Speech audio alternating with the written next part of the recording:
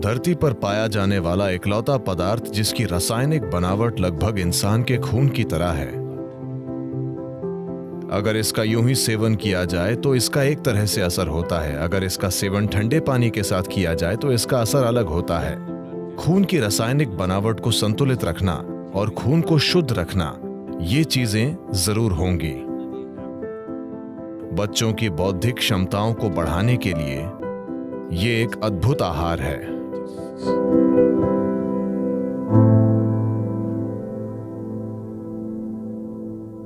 कर्नाटक में कुछ जनजातियां हैं जिन्हें जेनु कुर्बा कहते हैं। जेनु कुर्बा यानी वे शहद इकट्ठा करते हैं।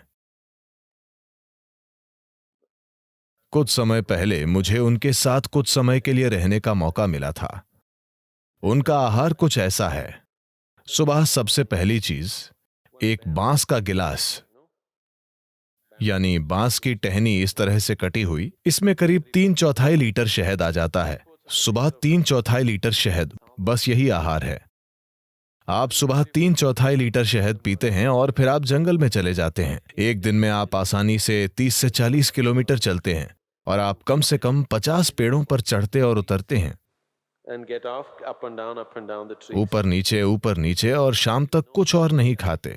छत्ते से शहद निकालते वक्त जो भी आपके हाथों में लगता है आप उसे चाट लेते हैं। तो एक दिन में आप लगभग 1-1.5 लीटर से ज्यादा शहद पी रहे हैं। जब आप शाम में वापस आते हैं तो कुछ अनाज होता है, आमतौर पर इसे जोला कहते हैं। ये ज्वार है, ये मक्के जैसा होता है, मक्का या रागी या ऐसा ही कुछ।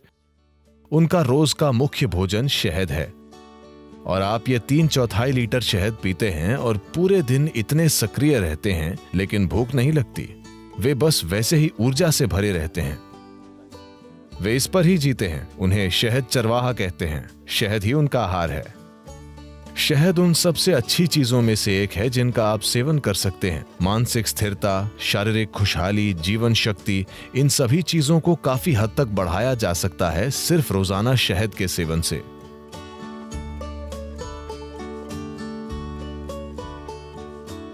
शहद इस धरती पर पाया जाने वाला इकलौता पदार्थ है जिसकी रासायनिक संरचना लगभग इंसान के खून की संरचना की तरह है। अगर आप कुछ चीजें बदल दें तो ये लगभग खून जैसा है। शहद का दैनिक सेवन आपके स्वास्थ्य के लिए बहुत कुछ कर सकता है, खासकर वो लोग जिन्हें अधिक बलगम की समस्या है। यह आपके दिल के लिए बहुत अच्छा है, आपके दिमाग के लिए अच्छा है, यह आपके मन को सतर्क रखता है और ये बहुत ऊर्जा देता है।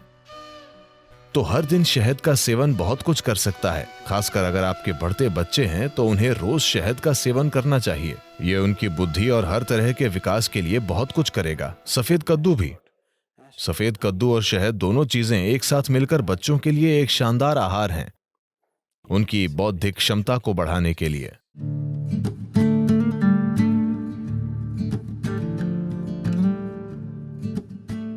अगर आप शहद को पकाते हैं तो वो जहरीला बन जाएगा।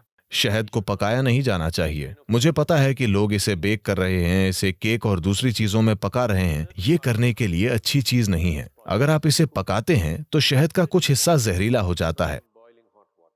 आपको इसे हल्के गर्म पानी में डालना चाहिए, उबलते गर्म पानी में नहीं। अगर आप इसे गर्म पानी में डालते हैं तो ये एक प्रकार का एंजाइम तैयार करता है जो शहद में एक खास तरह का बर्ताव करता है, जिससे इसमें शरीर से वजन हटाने की प्रवृत्ति आ जाती है।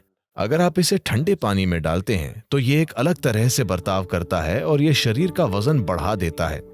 ऐसा नहीं है कि कुछ चम्मच शहद जो आप ले रहे हैं उससे आपके शरीर का वजन बढ़ रहा है। आपके सोखने की दर ऐसी हो जाती है कि आपका वजन बढ़ सकता है। तो शहद के सिस्टम पर अलग अलग असर होते हैं। अगर इसका यूं ही सेवन किया जाए तो इसका एक तरह का असर होता है। अगर इसे ठंडे पानी के साथ लिया जाए तो इसका अलग असर होता है। अगर इसका सेवन गर्म पानी के साथ करें तो इसका अलग तरह का असर होता है। We want to consume it in warm water here because we want the system to open up. यहां हम इसका सेवन गर्म पानी के साथ करना चाहते हैं क्योंकि हम चाहते हैं कि सिस्टम खुल जाए।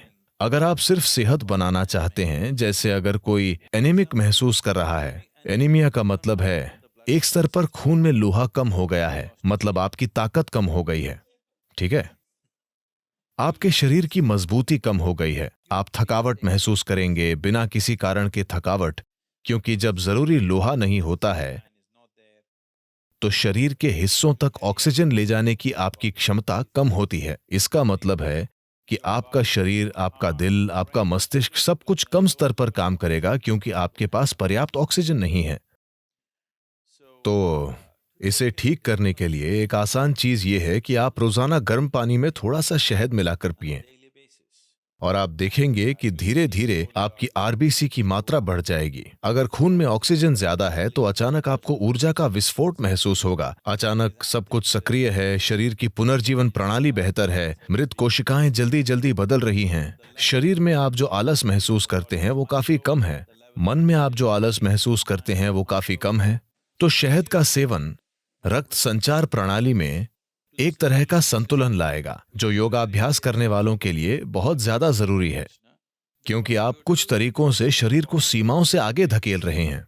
तो खून की केमिस्ट्री को संतुलित रखना, खून को शुद्ध रखना, ये शहद के नियमित सेवन से निश्चित रूप से होगा, और जो योग अभ्यास करते हैं उनके लिए ये बहुत जरूरी है। और हल्दी से भी ऐसी ही चीजें होती हैं। ये खून को शुद्ध करती है और ये आपकी ऊर्जा में हल्की पारदर्शिता लाती है। हल्दी एक ऐसा पदार्थ है जो न केवल शरीर पर काम करता है, ये ऊर्जा प्रणाली पर भी काम करता है, और शहद भी ऐसा ही है। इसका प्रभाव आपकी ऊर्जा प्रणाली पर भी पड़ता है। शहद आपको अधिक जीवंत बनाता है। हल्दी एक तरह से आपको शांत करती है और आपको सहज रखती है। सुबह आप थोड़ा सा शहद, नीम और हल्दी लेते हैं, तो नीम और हल्दी का सेवन थोड़े से शहद वाले पानी के साथ, इसमें शहद बहुत कम होना चाहिए, थोड़े से शहद वाला पानी, इन सभी का साथ में सेवन करना सिस्टम को साफ करने का एक अच्छा तरीका है। Acts as a wonderful way of cleansing the system. इससे सिस्टम में फैलाव आता है, ताकि जब आप साधना करते हैं तो एक चीज ये है कि ये मांसपेशियों में लचीलापन लाता है। दूसरी बात यह है कि मांसपेशियों में लचीलापन आने के परिणाम स्वरूप आप सिस्टम को धीरे धीरे एक अधिक शक्तिशाली संभावना में बदल सकते हैं। अगर आप एक नए स्तर का लचीलापन लाना चाहते हैं तो पहली चीज ये है कि सिस्टम से काफी सारा विषैलापन निकालना होगा। अगर आप सिर्फ पानी का आहार या शहद और पानी का आहार लें जो आपको पर्याप्त ऊर्जा देगा, अगर आप पहले से ही बहुत पतले नहीं हैं, अगर आप थोड़ा वजन कम कर सकते हैं, अगर आप शहद डालेंगे तो आपका वजन भी कम नहीं होगा। अगर आप पर्याप्त शहद लेंगे या आप चम्मच भरकर शहद लेंगे तो आपका वजन कम नहीं होगा। अगर आप 7-8 दिनों तक ये करते हैं तो शरीर से बहुत सारा विषैलापन बाहर निकल जाएगा।